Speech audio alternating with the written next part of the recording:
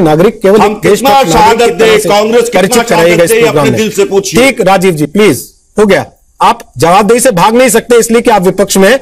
आपको जवाबदेही इसलिए बनती है कि 60 साल आपने राज किया इस देश में, इसलिए इस बात को कम से कम ये ना कहिए कि हमारी तो सरकार नहीं है, हम तो ताली बजाएंगे अगर सैनिक मरेगा तब भी। इंदिरा जी को मत भूलिए, सर बहादुर शास्त्री जी को मत भूलिए। राजीव जी प्लीज, राजीव जी अब इंदिरा जी नहीं है, राजीव जी अब इंदिरा जी नहीं है। या तो आप कहिए इंदिरा जी के हिसाब से कार्य, या तो आप कहिए हमारे परिवार का आदमी होता है तभी हम सपोर्ट करते हैं, देश की सपोर्ट नहीं करते, हम केवल परिवार के सपोर्ट में खड़े होते हैं। इसलिए अगर ऐसा नहीं है तो शांत रहिए। मैंने लाल बहादुर शास्त्री जी का नाम लिया है, प्लीज मैं आज शिफू जी से कमेंट देना चाहता हूं। लाल बहादुर शास्त्री जी से आपके पास प्रधानमंत्री थे देश के। शिफू जी, आप एक नागरिक के तौर पे, इस देश के एक निवासी के तौर पे जब रोज टीवी खोल के देखते हैं सर, आज फिर 4 सैनिक शहीद हो गए, आज फिर 7 सैनिक शहीद हो गए, आपको कैसा महसूस होता है? सर हमेशा कहता हूं कि सर एक बहुत सामान्य, मैंने इसीलिए कहा कि please introduce me as a simple common भारतीय।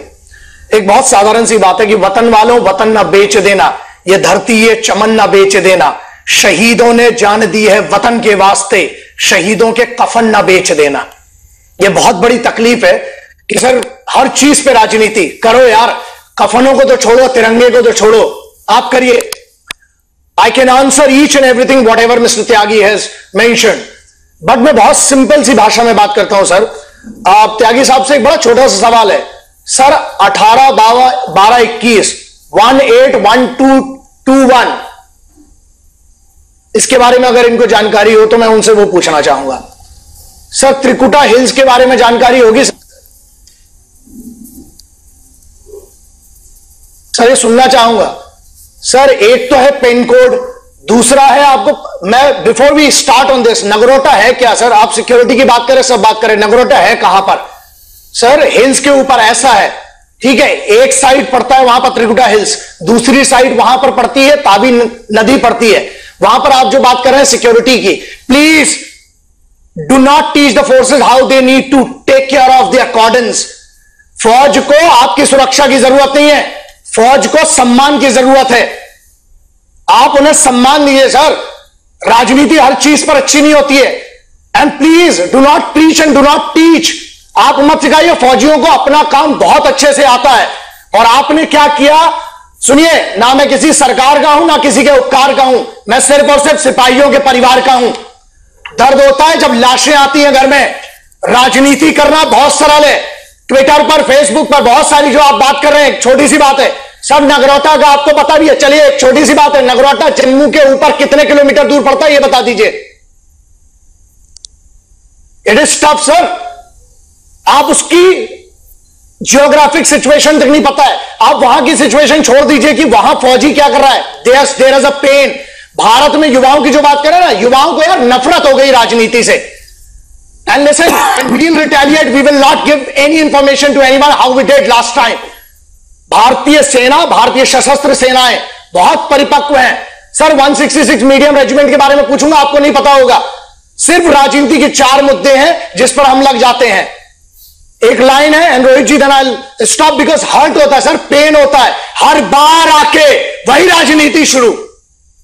ये दर्द है सर, सिर्फ जुबान मेरी है, लेकिन मेरा देश ये सोचता है, भारत के युवा ये सोचता है सर, कफनों पे राजनीति मत करो, आपको जिस पे करना है करो sir, that's your job, but कफनों पे मत करो। अच्छा, आपको पता है मेजर कुणाल, आपको पता है मेजर अमित, उनके घर के बच्चों को ना आपके कौन पार्टी जीतती है इससे कोई फर्क नहीं पड़ता है, उन्हें इस बात से फर्क पड़ता है कि अब वो अपने पिताजी से नहीं मिल पाएंगे।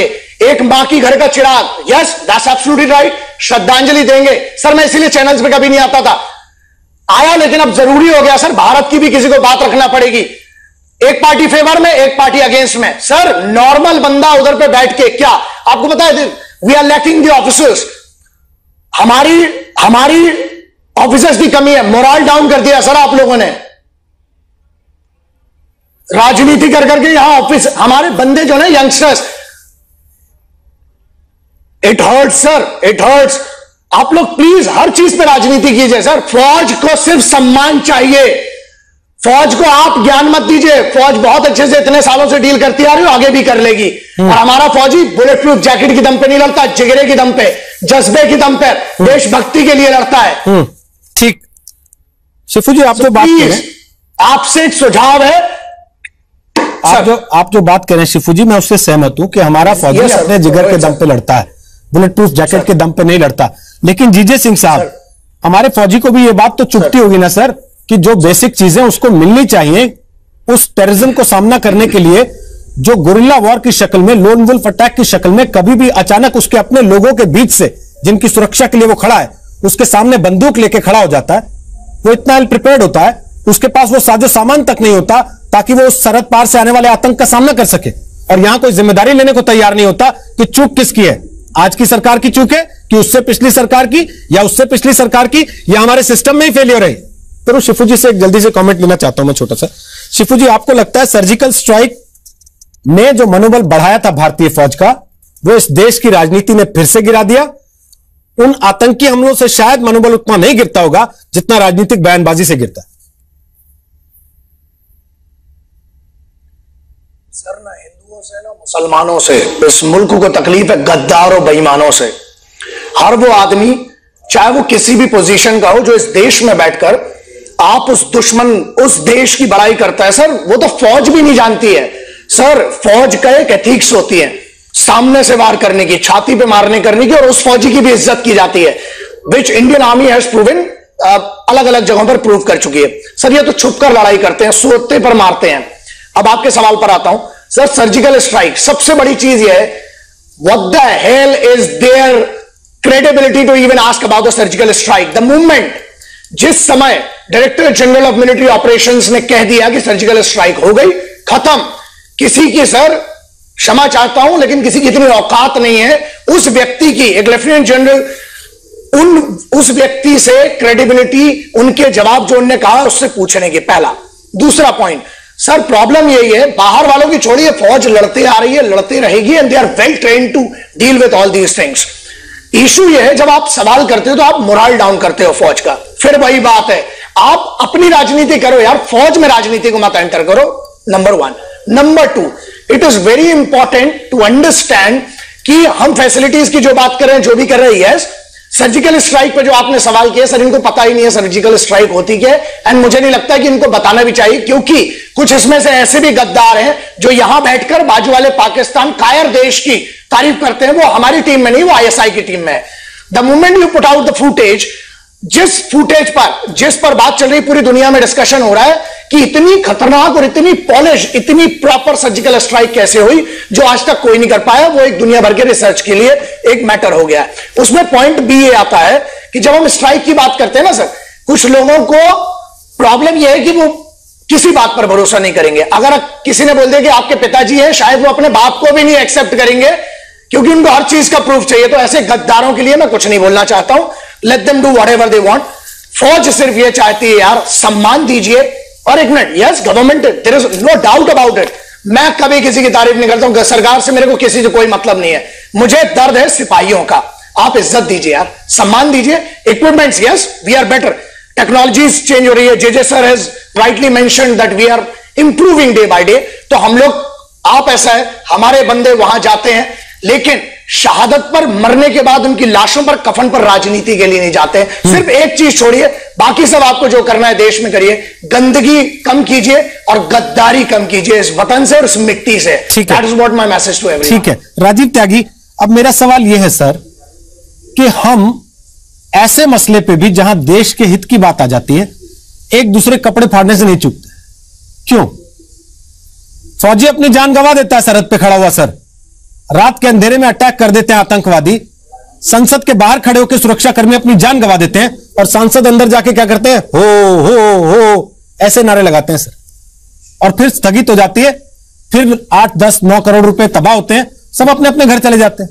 संसद में क्यों नहीं देते ये राय? टीवी पे आप राय देते हैं सर, संसद में आपके 44 सांसद गए सर लोकसभा के अंदर, वो केवल हो करते हैं वहां खड़े होकर, पाकिस्तान वहां राय नहीं आती क्या उनको? पूरे विश्व में वहां राय बाहर छोड़ जाते हैं वो। और तीसरी बात, टीवी पे आप राय देने आते हैं, जो बहुत महत्वपूर्ण है, मोदी साहब से आग्रह है कि वो भाषण कम दें और एक्शन ज्यादा करें। भाषण से बचे, पाकिस्तान के मामले पर एक्शन करें। ये राय तो सर आप लोगों के लिए भी है कि टीवी पे आप लोग भाषण देना चाहते हैं, संसद में जहां सरकार को राय देने के लिए आपको मंच दिया है, लोगों ने 44 कम से कम चुन के भेजे हैं लोग, वहां आप लोग राय नहीं देते। आप कहते हैं हमारी चौथी सबसे बड़ी सेना है, वो पाकिस्तान को जवाब क्यों नहीं दे पा रही? हम पूछ रहे हैं कि जब हमारी सबसे चौथी सेना आपने बना दी थी, तो पिछले 60 साल से आपने पाकिस्तान की समस्या का समाधान क्यों नहीं किया?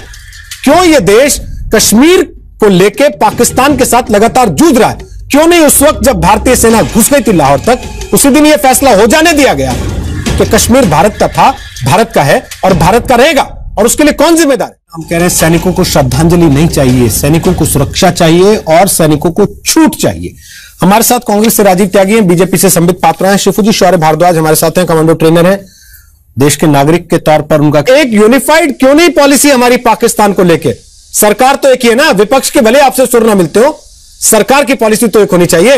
वीजा के दरवाजे क्यों खुलते हैं पाकिस्तान के लिए भाई, जब आपकी इस समय स्थिति ऐसी नहीं है? खर्च कर ले जो बजट है 2.25 लाख करोड़ का। प्लीज राजीव त्यागी, प्लीज, आप लोगों ने कहां खर्च किया और कैसे कैसे बनाया वो भी सब देश ने देखा है। संबित पात्रा, लास्ट कमेंट, समय खत्म हो चुका है हालांकि।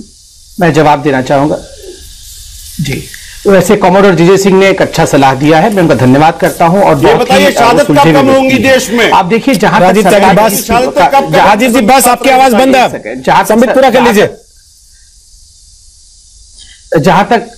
जहां तक सरताज अजीज का सवाल है, वो हार्ट ऑफ एशिया, वो कोई बायलैटरल मीटिंग के लिए बिल्कुल नहीं आए हैं, वो हार्ट ऑफ एशिया के लिए आए। और उसमें भी टॉपिक जो था वो अपलिफ्टमेंट ऑफ अफगानिस्तान का था। कोई भी इंडियन अथॉरिटी, कोई भी इंडियन अधिकारी सरताज अजीज के साथ इसने किसी प्रकार का भारत को लेकर कोई बातचीत नहीं कर रहा है, तो इसको हम उस दृष्टिकोण से ना बिल्कुल देखें।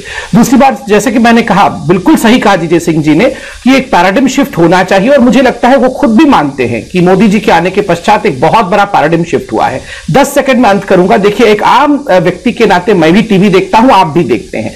आज मैं जब संसद का पूरी प्रक्रिया देख रहा था, और आप जिसको कह रहे हैं कि हो हा लोग कर रहे थे, अब मुझे बड़ा कष्ट हुआ कि गुलाम नबी आजाद साहब खड़े होकर इस पर मंत्री जी का बयान चाहते थे, और मैं नीचे देख रहा था कि अंबिका सोनी जी किस प्रकार ठहाके मारकर हंस रही थी। अंबिका सोनी जी के इस ठहाके मार के हंसने को, उससे मुझे लगा कितनी इनसेंसिटिविटी है। ये अगर वाकई सेंसिटिविटी के कारण वॉकआउट कर रहे होते तो इस प्रकार ठहाके मार के अंबिका सोनी वहां हंस नहीं रही होती। वाकई कोई संजीदगी के साथ बॉडी लैंग्वेज सब कह देता है साहब, और ये जनता जो है ना वो सब देख के जान जाती है कि कौन ड्रामा कर रहा है, कौन एक्टिंग कर रहा है। संबित पात्रा कोई सवाल नहीं खड़े कर पाएगा, संबित पात्रा कोई आपको मुंह नहीं चढ़ा पाएगा, कोई आपके ऊपर मुहावरे लोकोक्तियां नहीं सुना पाएगा। अगर आपका काम बोल रहा होगा तो